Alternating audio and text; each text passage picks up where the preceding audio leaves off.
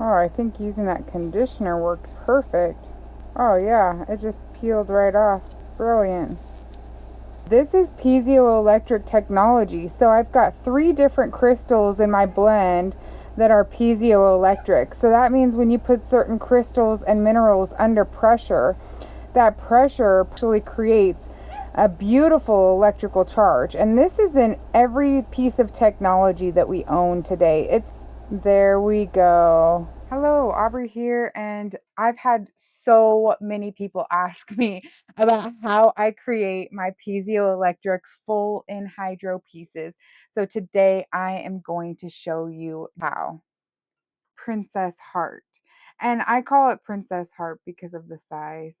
So, what I'm doing right now is I'm actually just coating the outside of the mold with resin. And I do it in stages so that it doesn't get too gloopy. And I just make sure it's very, very well cured. And then what I'm going to do is a brand new technique here to me where I want to actually draw a picture in this foil.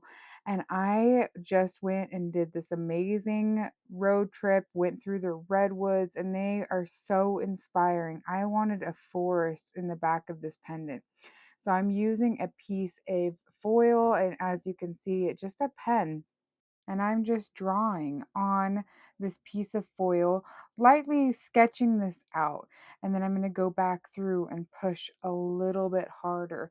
What I'm trying to do is emboss this piece of foil so that it's got a little bit of a raised or an indentation to it. It's raised on the back side, and of course on this side it is a indentation. The main goal really being just so that we can draw on this and that we can create a beautiful painting, so to say, in our Enhydro piece.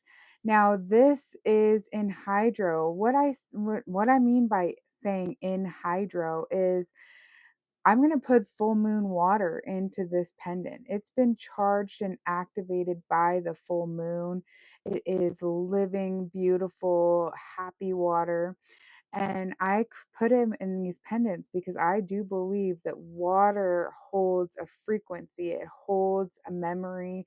If you haven't gone down that deep dive yet, I highly suggest going into the rabbit hole of water because once you do, it might possibly change your whole entire life. Because remember, we are made up of water. So I'm adding this water in here, but really what I want to do right now is create this beautiful scene of the redwoods because they were such an incredible part of my journey the last couple of months. It's been an amazing few years, and I'm going through a transition, as I think most of us are right now.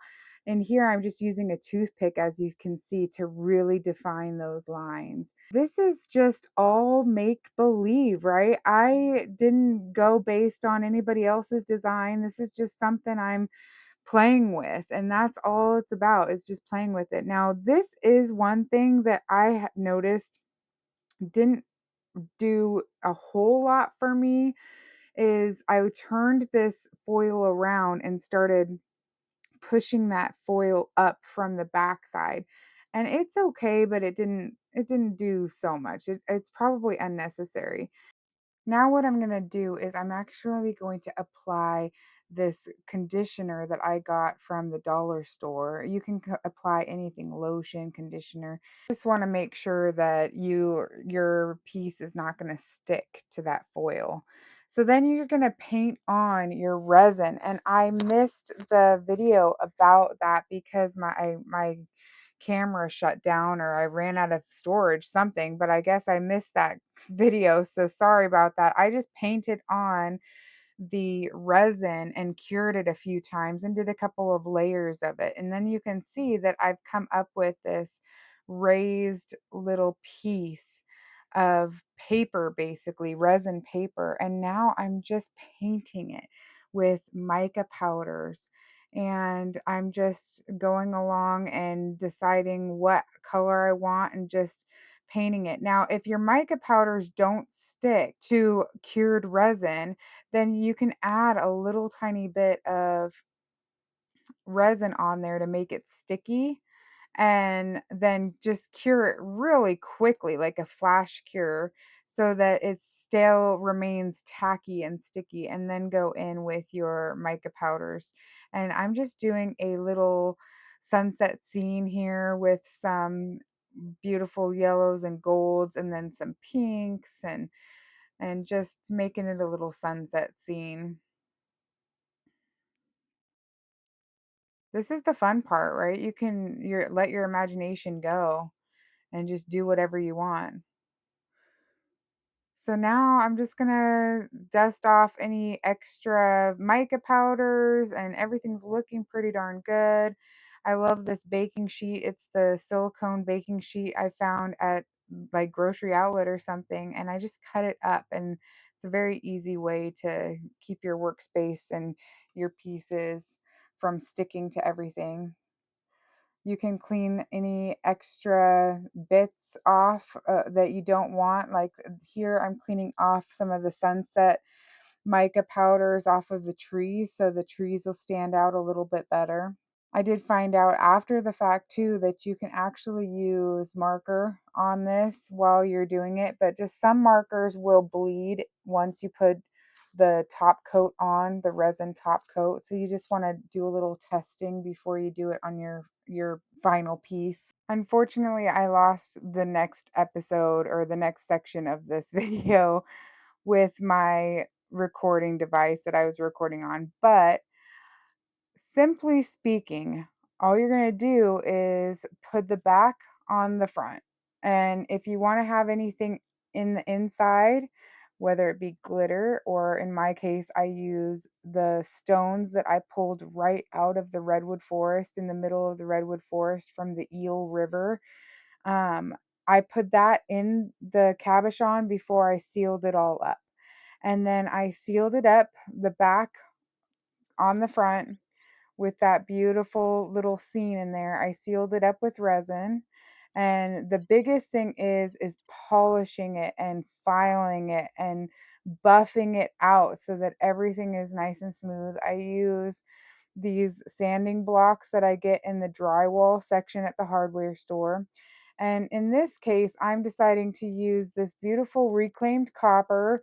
As you can see, I'm just hammering it down flat, and then I'm going to go back through and use the ball peen part of my hammer to give it some good texture. And this is going to become my bale. But while I was in Oregon on this awesome road trip, I went to my dad's work and had lunch with him. And he works as a machinist in a machine shop. And it was amazing because he gave me some awesome copper scraps and some copper cutoffs from a project that he's been working on. So I was able to incorporate that into this piece. So that copper tubing that you see as the bale, that actually came from my dad's work. So it's like so sentimental. I love it so much. Oh my gosh. And then what I do is I dip the whole thing. Once I got the back plate on, I glue it on with the resin, I cure it, and then I'll go ahead and dip the whole thing. And I am talking about that piezoelectric energy. And here is the final product. You can see those lovely drifters. Everything is high shine, polished to a T, that beautiful copper, ready to go on a incredible necklace. Put your intentions in there. Now the Piezo super sauce, that's my proprietary blend that I put on the back side. Everything in that blend is put under pressure. So that means it's constantly producing an electrical charge. And because we're electrical beings, it is actually interacting with our own body's energy field. And what it does is it just helps you stay grounded, helps you stay balanced. It's a combination of over 7 different crystals and minerals that I specifically blend together to help protect you from negative energy, protect you from EMFs coming off of your phones or Wi-Fi.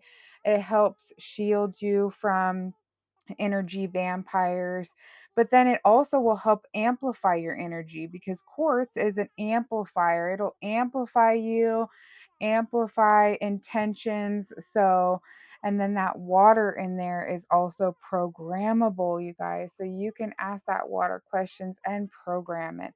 Let me know what you think. Thank you so much for watching. I appreciate it. She's going to be available on my website right now. There's only one. So if you love her, better check it out quick. I'll link it below. Thanks.